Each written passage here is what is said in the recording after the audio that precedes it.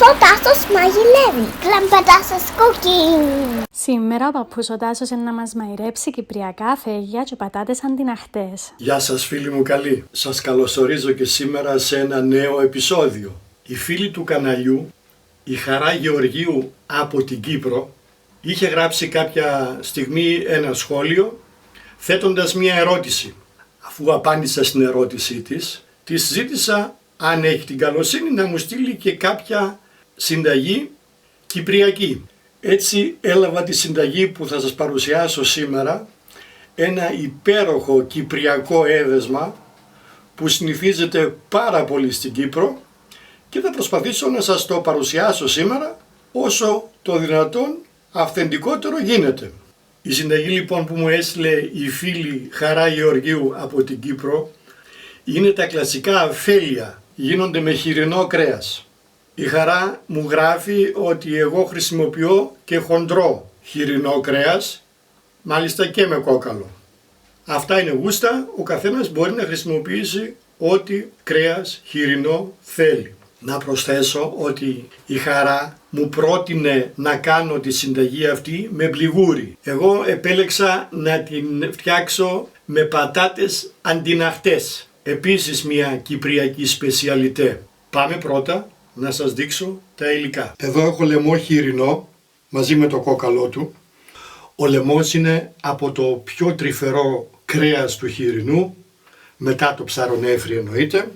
Επίσης έχω εδώ πέρα και ένα κομμάτι πανσέτα για περισσότερη νοστιμιά. Το κρέας θα το κόψω σε μικρά κομμάτια και θα το μαρινάρω με το κρασί το κόκκινο και με τον κόλιανδρο κοπανισμένο. Η Χαρά δεν αναφέρει στη συνταγή της ελαιόλαδο, αλλά εγώ θα προσθέσω και λίγο ελαιόλαδο στο μαρινάρισμα. Την επόμενη μέρα στο μαγείρεμα θα χρειαστώ λευκό κρασί και επίσης λίγο κόλιανδρο πάλι κοπανισμένο. Ελαιόλαδο φυσικά για το τηγάνισμα, αν και η Χαρά γράφει σπορέλαιο, αλάτι και πιπέρι. Αυτά είναι όλα. Απλά και νόστιμα. Θα ξεκινήσουμε αλέθοντας στο γουδί το κόλιανδρο.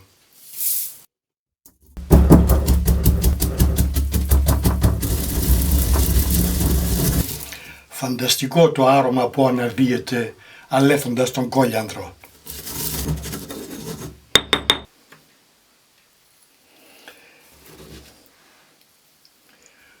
Έτσι, ψιλοκοπανισμένο. Θα κόψουμε το κρέας σε κύβους. Το μέγεθος κανονίστε, ούτε πολύ μεγάλα ούτε πολύ μικρά, 3-4 εκατοστά περίπου. Νομίζω αυτό εδώ είναι μια χαρά το μέγεθος.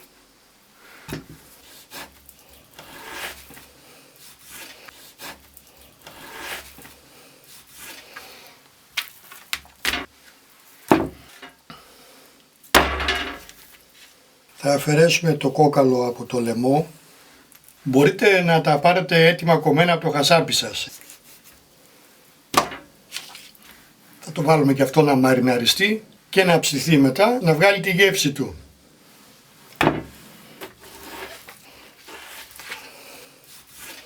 Τα υλικά της συνταγής και κάθε συνταγής, όπως πάντα, στην ιστοσελίδα μου papoustassos.com. Εκεί θα βρείτε γραπτό και τον τρόπο εκτέλεσης. Έτοιμο το κρέας. Θα ρίξουμε πάνω το κόλιανδρο ζυμώνοντας για να αρωματίσουμε όλα τα κομμάτια.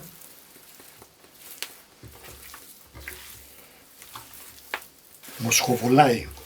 Θα προσθέσουμε το κρασί.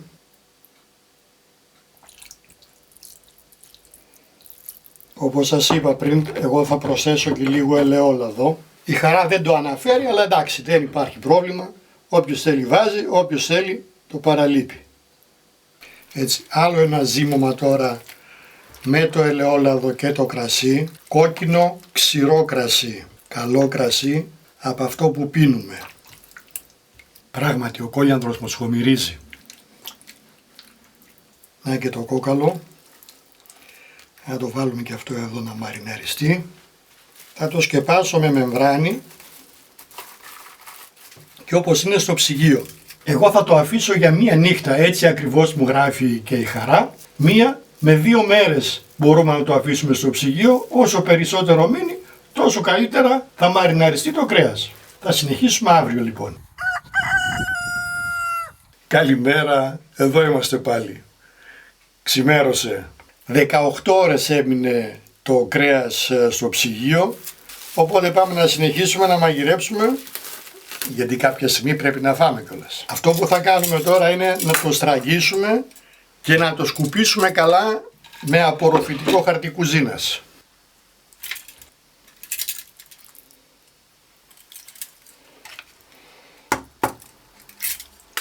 Πολλοί χρησιμοποιούν τη μαρινάδα και στο μαγείρεμα. Εγώ δεν θα τη χρησιμοποιήσω. Θα βάλω φρέσκο κρασί. Αφού στράγγισαν τα πολλά στο σουρωτήρι, θα το περάσουμε και από χαρτί κουζίνας να το στεγνώσουμε εντελώς. Παράλληλα θα ετοιμάσουμε και τις πατατούλες, τις πατάτες τις αντιναχτές. Γιατί στην Κύπρο τις λένε τις πατάτες αντιναχτές, θα το δείτε σε λίγο. Τις πατατούλες, τις μικρούλες, τις έχουμε πλύνει πάρα πολύ καλά και για να μην υπάρχουν υπολείμματα χώματος, τις ξύνουμε παράλληλα και με μία βούρτσα. Εγώ το έχω κάνει αυτό και τις έχω ήδη στεγνώσει. Τώρα θα πρέπει λίγο να τις στουμπίσουμε τις πατάτες. Για να τις στουμπίσουμε τις πατάτες, αν δεν έχουμε κάτι άλλο, θα πάρω μια πέτρα. Λοιπόν, εγώ θα πάρω το γουδί μου ανάποδα, θα πάρω και τον κόπονο από το γουδί και θα τη χτυπήσω ώστε να κάνουν μια σχισμή. Όχι να τη διαλύσουμε, έτσι.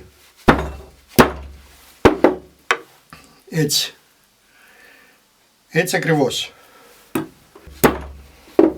Πάρα πολύ ωραία.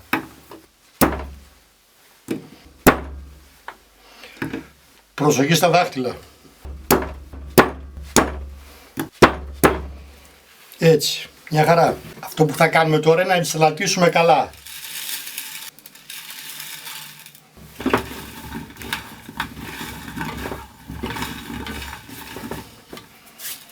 Και τις αφήνουμε για λίγο στην άκρη. Θα βάλουμε το τηγάνι στη φωτιά. Θα ρίξουμε μέσα το ελαιόλαδο. Ίσα ίσα να καλύψουμε τον πάτο. Θα το αφήσουμε να κάψει. Μόλις κάψει το λάδι, θα ρίξουμε μέσα τα κομμάτια τα οποία τα έχουμε στραγγίσει πολύ καλά και θα τα τσιγαρίσουμε από όλες τις πλευρές.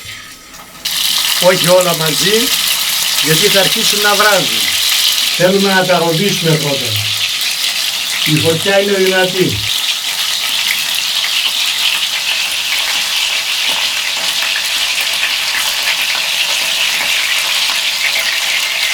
Ένα-δύο λεπτά το πολύ από κάθε πλευρά.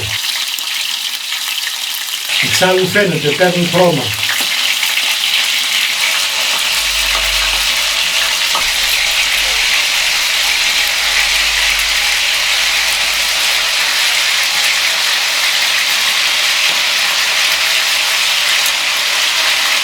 Αφαιρούμε αυτά που ροδίσαμε. Έτσι θα συνεχίσουμε και με τα υπόλοιπα ώσπου να τα τσιγαρίσουμε όλα.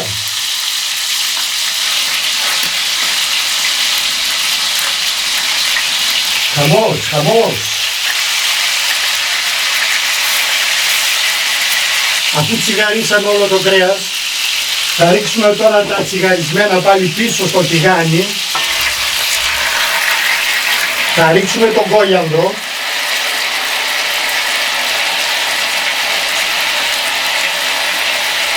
Θα τα ανακατέψουμε λιγάκι να πάει παντού ο κόλιανδρος. Πω αρώματα.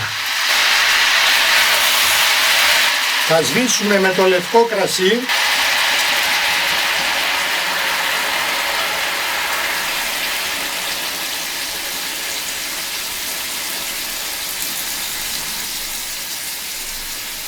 Θα το αφήσω να πάρει μια μικρή βράση, να εξατμιστεί το αλκοόλ, 2 λεπτάκια.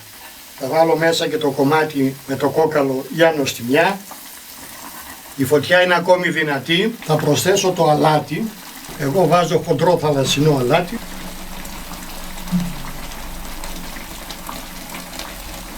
Θα ρίξω και λίγο πιπέρι φρεσκοτριμμένο.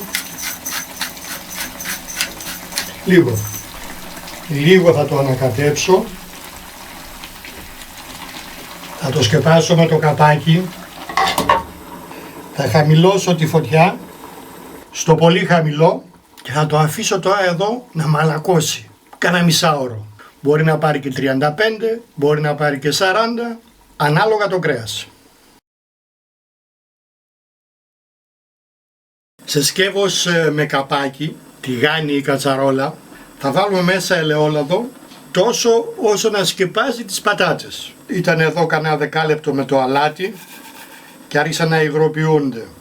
Δεν θα αφήσουμε το ελαιόλαδο τώρα να κάψει, σε αυτή τη φάση δεν το θέλουμε να καίει πολύ.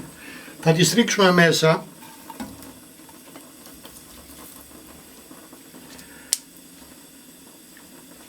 και θα τις αφήσουμε να βράσουν μέσα στο ελαιόλαδο σε μέτρια φωτιά προς δυνατή για περίπου 15-20 λεπτά, ώστε να μαλακώσουν μέσα. Το κρέας το έχω βάλει σε άλλο μάτι και σιγοβράζει παράλληλα. Μόλις αρχίζει και χοχλάζει, χαμηλώνουμε τη φωτιά. Να μαλακώσουν οι πατάτες στο λάδι. Το κρέας σιγοβράζει. Έχει τώρα μισή ώρα περίπου. Οι πατάτες τώρα, από ό,τι βλέπετε, έχουν ζαρώσει. Με ένα ξυλάκι θα τις τρυπήσουμε να δούμε αν έχουν μαλακώσει μέσα. Είναι μια χαρά. Έχουν σιγοβράσει μέσα στο λάδι για περίπου 20 λεπτά. Έτσι, θα κάνετε τη δοκιμή με το ξυλάκι. Τώρα θα ανεβάσουμε τη θερμοκρασία στο full για να τις δώσουμε χρώμα. Περίπου 5-6 λεπτά θα μας πάρει αυτό. Αφού οι πατάτες πήραν ωραίο χρώμα, έτσι, τέλειο, θα τις αφαιρέσουμε.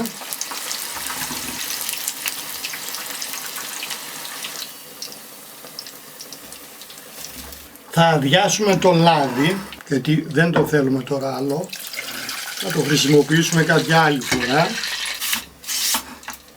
Θα ξαναρίξουμε μέσα τις πατάτες, χωρίς λάδι.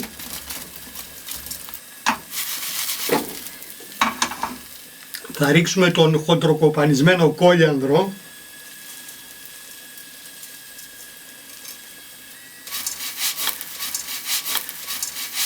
Δεν θέλει πολύ, ίσα ίσα κάνα μισό λεπτό να βγάλει το άρωμά του ο κόλιανδρος. Και στη συνέχεια θα σβήσουμε με το κρασί. Θα χαμηλώσω τη φωτιά. Αυτό κι αν είναι βάπτισμα. Θα καπακώσω και τώρα τις κάνουμε αντιναχτές. Πιάνουμε την κατσαρόλα ή το τηγάνι και τις αναταράσουμε έντονα να ποτιστούν ομοιόμορφα με το κρασί.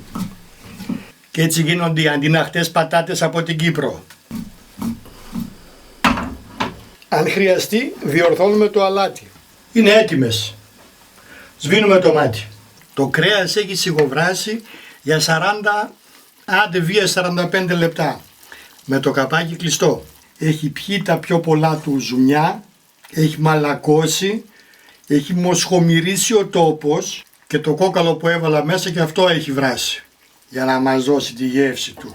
Κλείνω το μάτι, το αποσύρω. Το αφήνω σκεπασμένο ώσπου να σερβίρω.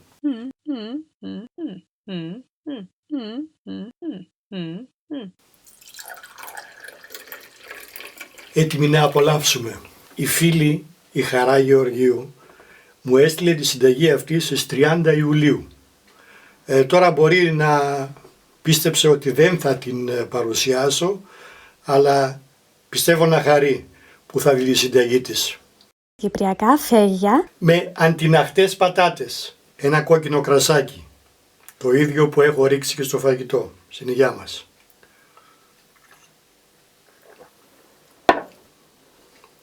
Περιττό να σας πω ότι λουκούμιασε, πατατούλες αντιναχτές βαπτισμένες μέσα στο κόκκινο κρασί με τον φανταστικό κόλιανδρο. Εγώ θα ρίξω τώρα εδώ λίγο από το ζουμάκι που έμεινε. Και επίσης θα ρίξω λίγο πιπεράκι μαύρο, όποιος θέλει ρίχνει. Κόβεται χωρίς μαχαίρι. Με το πυρούνι κόβεται το κρέας. Τόσο έχει μαλακώσει. Είμαι περίεργος γιατί πρώτη φορά δοκιμάζω αφέλεια.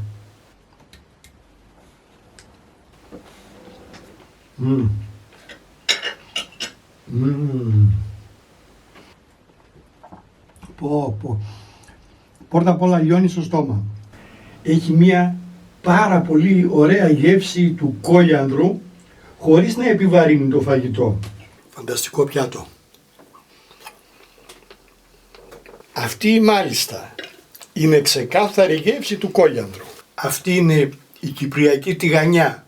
Για να δούμε και μια πατατούλα. Έχουν ψηθεί μέχρι μέσα, έχουν μαλακώσει. Έχουν πάρει το κρασάκι τους.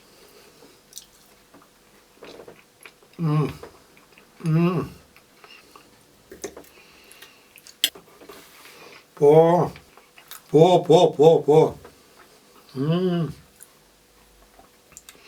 Πρωτόγνωρες γεύσεις, τέλειες γεύσεις.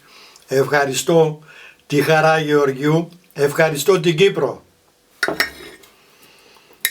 Κοίτα να δεις, να μην το έχω δοκιμάσει μέχρι σήμερα αυτό το φαγητό. Θα μπει στο πρόγραμμα, θα γίνεται τακτικά. Συγγνώμη, αλλά δεν μπορώ να σταματήσω.